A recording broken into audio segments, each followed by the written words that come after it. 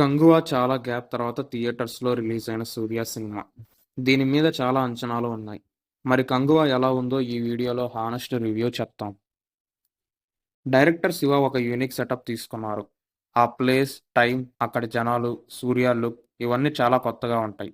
అయితే story wise చాలా పాతకాలం ప్లాట్ తీసుకున్నారు. ఆ యూనిక్ బ్యాక్ డ్రాప్‌కి ఆ స్టోరీకి అసలు సంబంధమే లేదు. స్టోరీలో మ్యాటర్ లేకపోవడం వల్ల సినిమా అంతా ఫిల్లర్ సీన్స్‌తోనే నింపేశారు. దీంతో చాలా సీన్స్ మనకి స్కిప్ చేసేస్తే బాగున్ను అనిపిస్తది. మూవీలో హైలైట్స్ చెప్పాలంటే తక్కువే ఉన్నాయి. అందులో డీఎస్‌పీ మ్యూజిక్ టాప్ ప్లేస్ అనొచ్చు. సాంగ్స్ అండ్ బ్యాక్‌గ్రౌండ్ స్కోర్ కుమ్మేశాడు. యాక్షన్ సీక్వెన్సెస్ బాగున్నాయి.